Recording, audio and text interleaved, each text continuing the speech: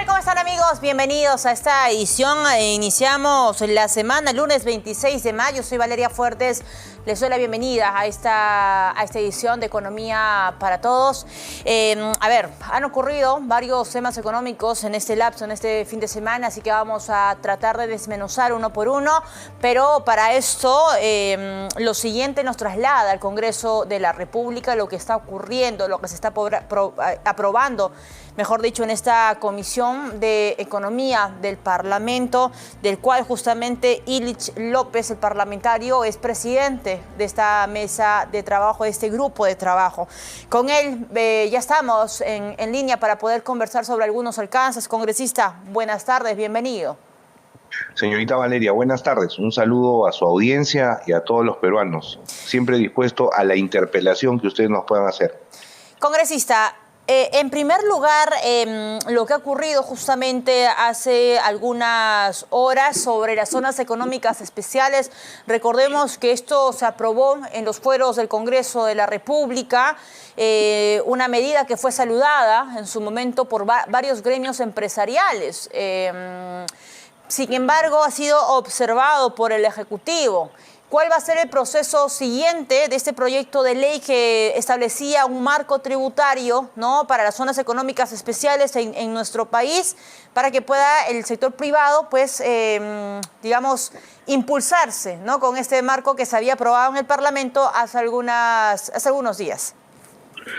Mire, de parte de la presidencia del Congreso de la República en la Comisión de Economía debemos manifestar que nos sentimos extrañados porque parece que estas 11 observaciones que hace el Ejecutivo no las han estudiado adecuadamente. Le voy a dar una de ellas, por ejemplo. Mencionan que a SUNAFIL no se le otorgue la supervisión de los contratos, pero en ninguna parte del dictamen se prohíbe que SUNAFIL es un ente que actúa en todo el país y por ende tiene las prerrogativas de acuerdo a su ley, y la ley de zonas económicas no tendría por qué prohibir o dejar de prohibir esta situación. O sea, no tiene nada que ver, mire, nada que ver, porque esto además tiene que ver con la reglamentación y otros procesos de la misma norma. Otro tema que observan es que hayamos prohibido la producción y comercialización de armas y municiones, ¿no? Lo que prácticamente sugieren es que las Fuerzas Armadas operen en las zonas económicas especiales para que produzcan sus armas y municiones. El espíritu de la norma es un espíritu eminentemente comercial y de industrialización. Entonces, es por eso que se ha prohibido que no se puedan fabricar ni armas ni municiones.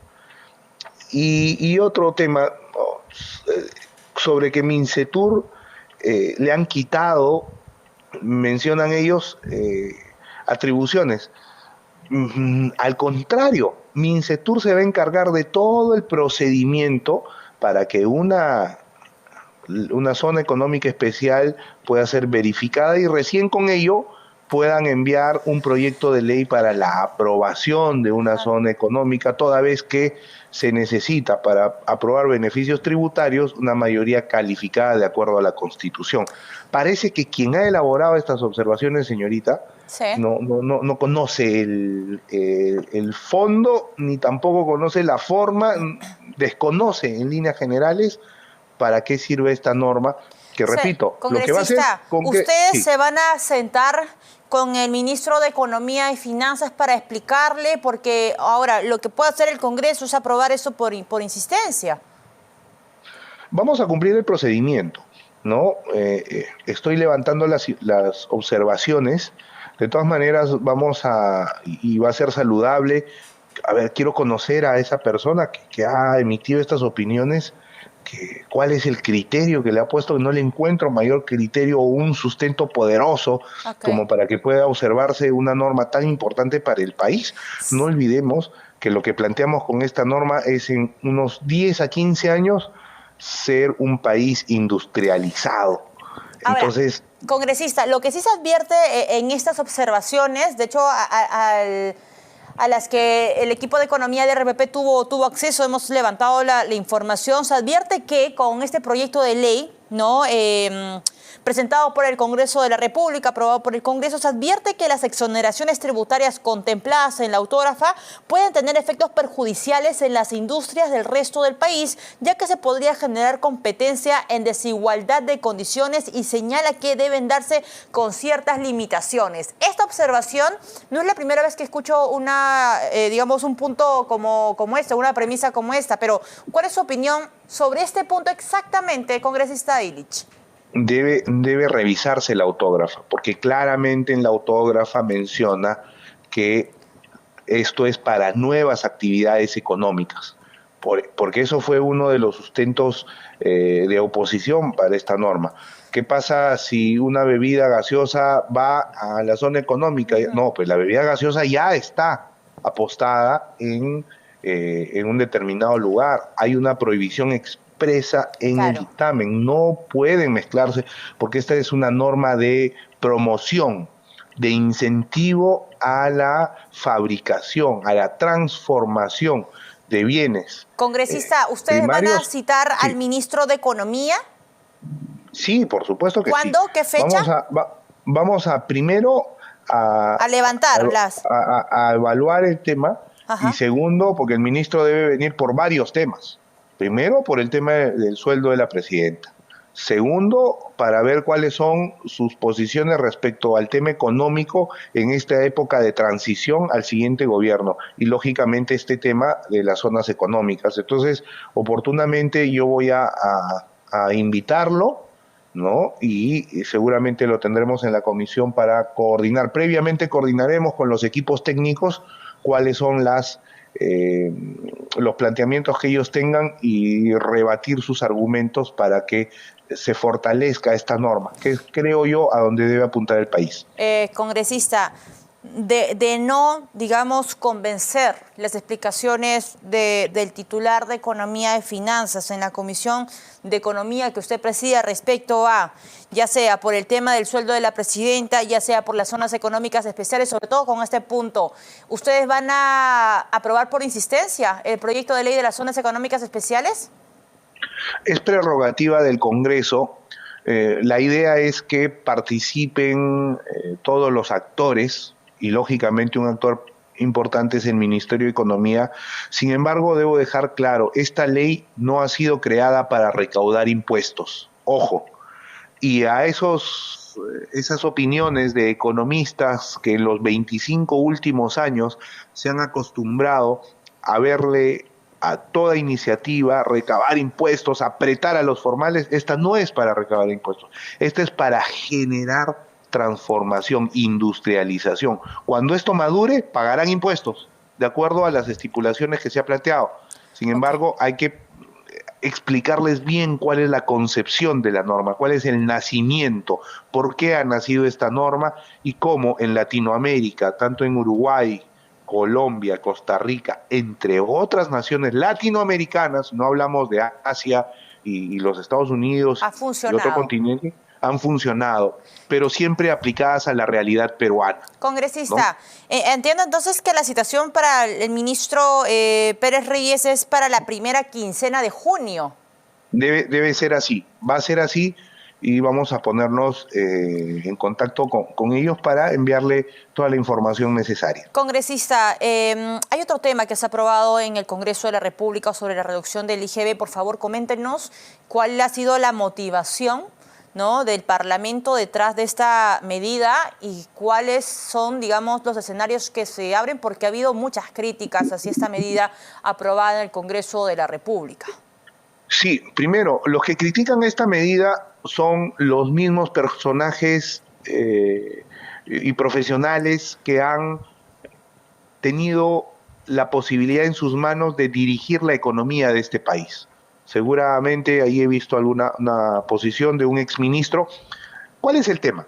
El tema es que el país, el Perú, no ha descentralizado, no tiene una real descentralización. porque no hay una descentralización fiscal. En otras palabras, el presupuesto se tiene centralizado. Más del 60% del presupuesto nacional lo determina el Ejecutivo. Un 25% lo determinan los gobiernos regionales y solamente aproximado un 15% las más de 1.800 municipalidades. Acá hay algo que debemos entender todos los peruanos. Cuando uno va a una bodega o a algún lugar y pide su comprobante, su boleta o factura, le cobran el 18% del IGB, pero ese IGB se disgrega. 16% se va para el fondo del Estado, ¿no?, para las arcas del Estado, y el 2% se va para las 1.800 municipalidades, porque es el Fondo Común, se llama. Entonces, en otras palabras, de 100 soles que me emiten una factura, 18 soles se pagan los ciudadanos. De esos 18, actualmente 16 soles se va para que distribuya el gobierno central y 2 soles para las 1.800 municipalidades. ¿Qué hemos hecho? Hemos redistribuido esa proporción. Ya no va a ir 16 soles para administración del Estado, va a ir 14 soles. Y esos 2 soles que faltan se le va a incrementar al Fondo Común. Van a ellos poder manejar 4 soles. Es decir, serán 14% para el Estado y 4% para el Fondo Común. Que al fin y al cabo también es el Estado, porque es a través de las municipalidades provinciales y distritales que se va a distribuir. O sea, le estamos dando más recursos a los municipios. Con restricciones. Primera restricción, la municipalidad que no haya gastado adecuadamente el 100% no va a ser pasible de que esta norma se le aplique. Segunda restricción, este incremento de Fondo Común es específicamente para inversiones, o sea, para obras. Si algún alcalde quiere sacar una asesoría externa con esta plata, no va a poder porque la ley lo prohíbe desde su inicio. Ajá. Y tercero, esto está alineado con el CEPLAN, con el Plan de Desarrollo Nacional al 2050. ¿Ya? Congresista, ¿y ustedes han hecho el barrido del año pasado, 2024, y se han cerciorado que los municipios realmente ejecuten su presupuesto? Y además de ejecutar al 100% de manera responsable, lo hacen con obras que los ciudadanos realmente dicen, ok, mi alcalde de verdad se está rompiendo el lomo para darme una buena pista, para darme buen servicio de salud, un buen servicio de educación. Porque claro, o sea, aquí le estamos dándole recursos al municipio, a los municipios a nivel nacional, pero el otro lado de la moneda es, ¿realmente van a usar ese dinero? ¿Realmente van a invertir bien? O sea, si no va a haber de repente algunos, o si existirá algunos filtros, congresista, perdón, para que se use de manera responsable, porque si usted dice que esto va para inversiones, bueno, puede ser un saco roto eso. O sea, ok, voy a abrir inversión por acá, inversión por allá, pero ¿realmente se acaban las obras? O sea, ¿empiezan y se acaban en nuestro país? Le vuelvo a explicar. Justamente para cautelar que ese gobierno subnacional pueda acceder a este incremento, es que primero ha tenido que gastar adecuadamente su presupuesto para que acceda al incremento. Segundo, que lo que gaste con este incremento sean obras, básicamente obras. Y lógicamente lo más importante, mire, y acá eso no lo terminé, el plan de desarrollo estratégico al 2050. Un alcalde no va a poder pintar un parque si es que antes no ha solucionado el problema del agua o el desagüe, que es un tema fundamental, básico para el ser humano. Entonces, ahí están los parámetros, además que los centros poblados también van a recibir esa redistribución del presupuesto nacional. Y solo para argumentar este tema, cuando hacemos una norma, la hacemos de forma estructural. Lo que empujamos nosotros es a la profesionalización de los alcaldes, sobre todo para que puedan hacer buenas obras, puedan desarrollar buena gestión, que es lo que le interesa a todos los peruanos. Y eso es parte de un proceso. no porque uno o dos, algunos alcaldes no hayan gastado adecuadamente, para ellos no se les va a incrementar, porque eso dice la ley. Pero la idea es el fondo, y el fondo es que no hay descentralización si no hay descentralización de presupuesto.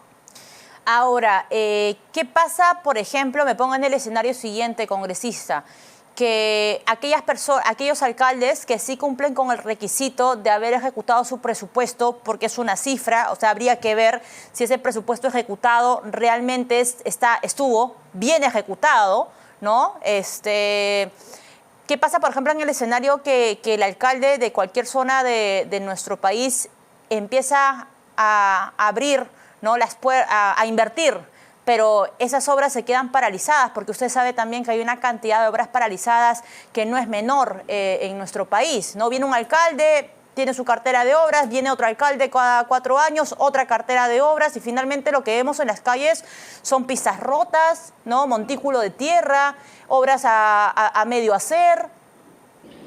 Sí, eso definitivamente ya tiene que ver con otro tipo de iniciativas, ¿no? El tema del Fondo Común específicamente, lo que estamos viendo en esta norma es que el presupuesto del país se descentralice, porque la decisión la tienen los gabinetes acá en Lima. Cuando uno va a regiones, por ejemplo, si nos vamos solo por la carretera que va desde Concepción hasta Atalaya, desde el Valle del Mantaro hasta el N, vamos a ver la grave dificultad con la que viven todos esos ciudadanos, y los alcaldes de esas zonas no pueden solucionar ni siquiera algún problema. ¿Por qué? Por la falta de presupuesto. ¿Y por qué? Porque está centralizado.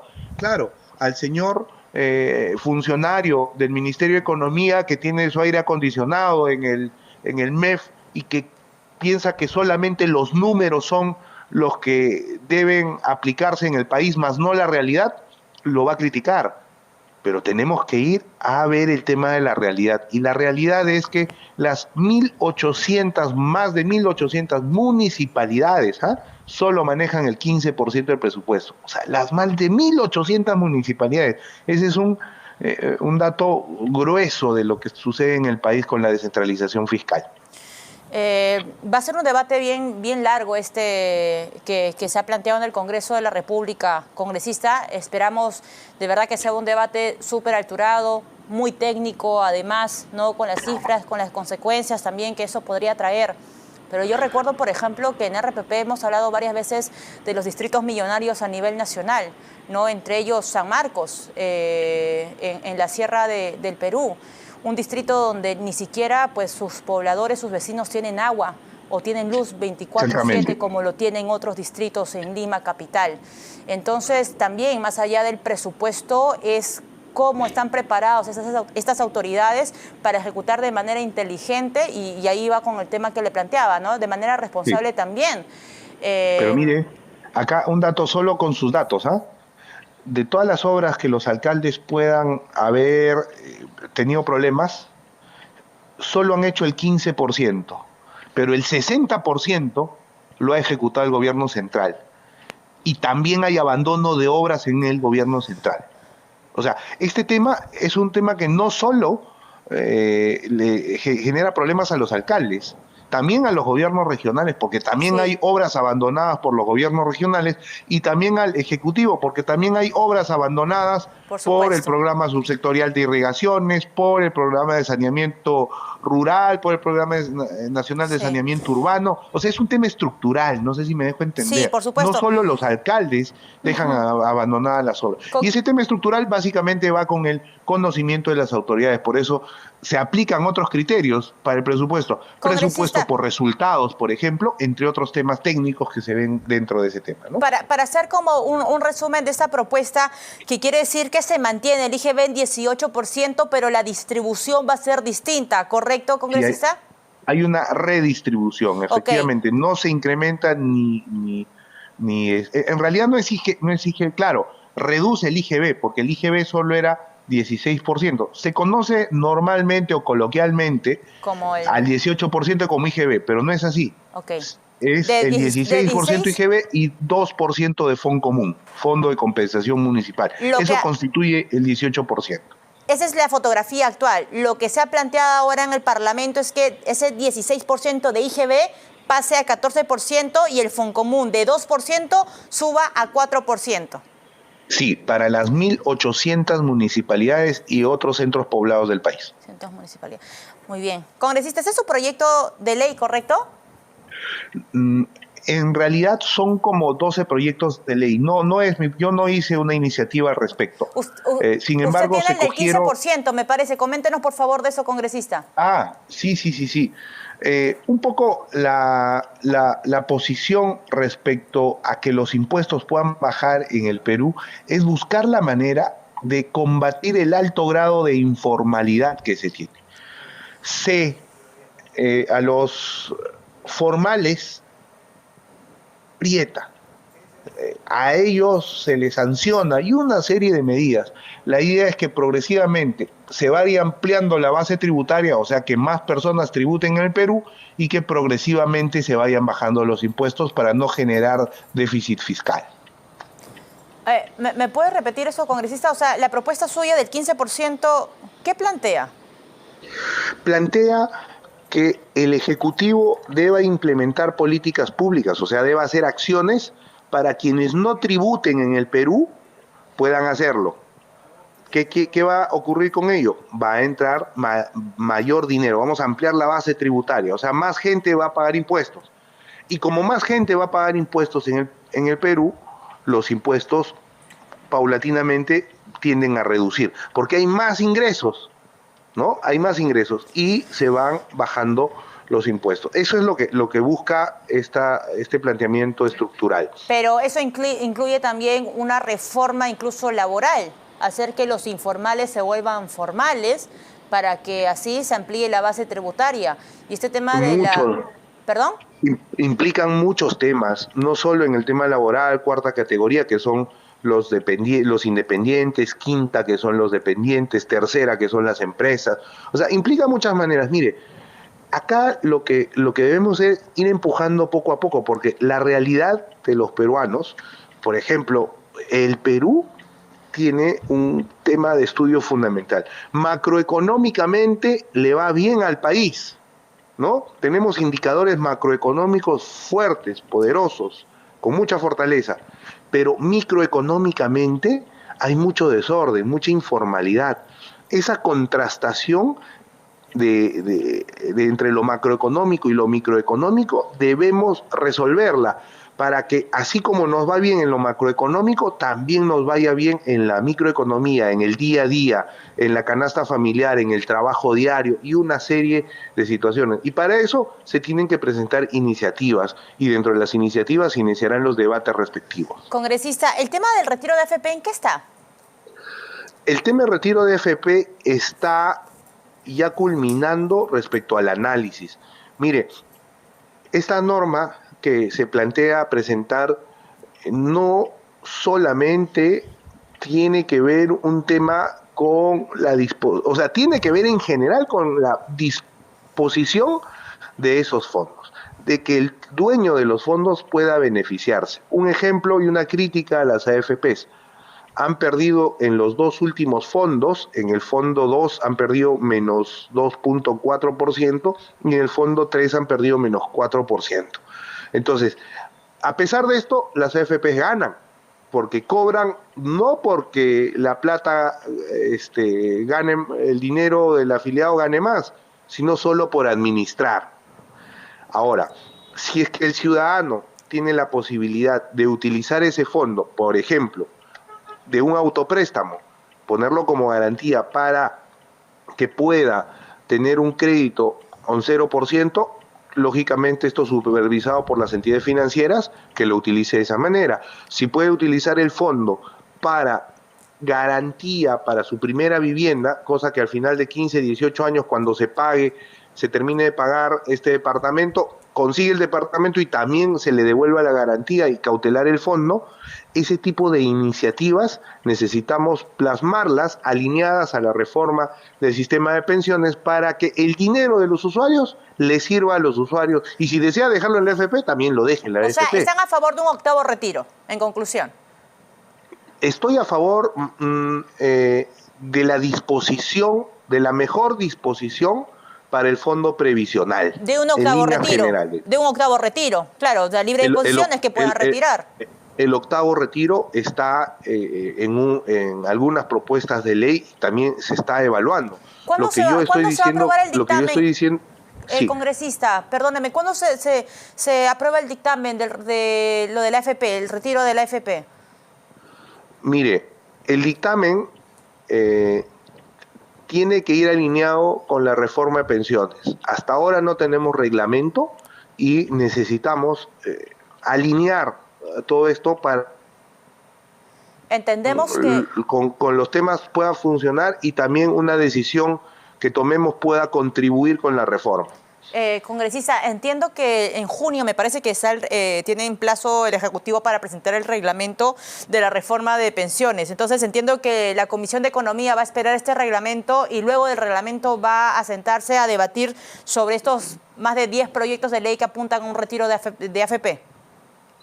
Mire, la idea es que se haga todo de manera ordenada, ¿no? Que la decisión que tomemos ahora, como le digo, vaya alineada con la reforma del sistema de pensiones y para eso necesitamos la participación del Ejecutivo a través de sus atribuciones, que es el reglamento. Porque si la memoria no me falla, congresista, esta reforma de pensiones prohibía un retiro más de los fondos de AFP. Claro, es por eso que se necesita la reglamentación. Para ver, no olvidemos que las normas son superiores a los reglamentos. Sin embargo, debemos alinear, el dictamen porque no podemos deshacer todo lo que hemos avanzado el año pasado en el tema de reforma. Entonces, por eso es un tema no solamente de un planteamiento de retiro, y yo quiero que esto se entienda bien, es que el dinero de los fondos de los afiliados pueda utilizarse en beneficio de los afiliados, darle 6, 7, 8 opciones al afiliado para que pueda disponer de esos fondos y pueda generarle rentabilidad y pueda tener una jubilación. Entonces, ese es el fondo del... Entiendo, congresista, que ya no va por una figura de retiro, sino como usted mencionaba, el autopréstamo y de repente buscar otras figuras, ¿no?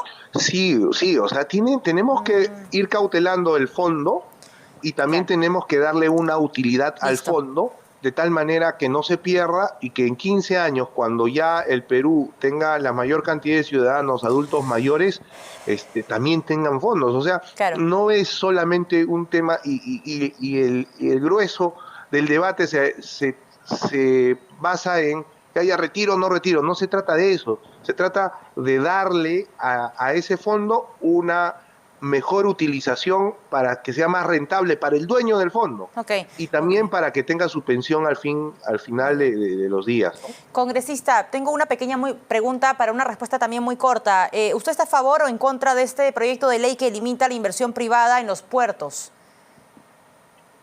No he estudiado nada, pero yo estoy en contra de cualquier proyecto que pueda limitar inversiones, sea privada o nacional. No sé de qué se trata lo que usted me dice, pero así con una respuesta corta, en general le puedo decir eso. Muy bien, congresista. Muchas gracias. Illich López, presidente de la Comisión de Economía. Gracias por acompañarnos esta tarde. Hemos hablado de todo un poco, ese proyecto de ley que, digamos, de alguna manera reestructura la repartición, ¿no?, de las recaudaciones en el IGB y en el Foncomún, bajar el IGB del 16 al 14%, elevar el Foncomún de 2 al 4%, un poco para descentralizar lo que mencionaba el congresista, descentralizar el tema de la recaudación de impuestos, darle más dinero a los municipios, aquellos que hayan ejecutado el 100% y destinados siempre para la inversión que puedan tener estos municipios. Vamos a esperar cómo se desarrolla esta situación en las próximas semanas. Se requiere, como lo hemos mencionado aquí en Economía para Todos siempre, un debate alturado y mirar todos los escenarios y las consecuencias que podrían tener estos escenarios. Y las zonas económicas, bueno, van a citar en la primera quincena de junio al ministro de Economía y Finanzas, a este grupo de trabajo, para que responda, entre otros temas, por el sueldo de la presidenta Boluarte, que quedó allí, y las zonas económicas especiales privadas, que fue una iniciativa que, recordemos, observó el Ejecutivo. Y con respecto a la limitación de inversión privada en los puertos, este es un proyecto de ley, amigos, que está en la Comisión de Justicia, que se iba a debatir la semana pasada. Varios gremios han mostrado en contra, ha regresado a cuarto intermedio, así que vamos a estar muy atentos con lo que haya ocurrido. Luis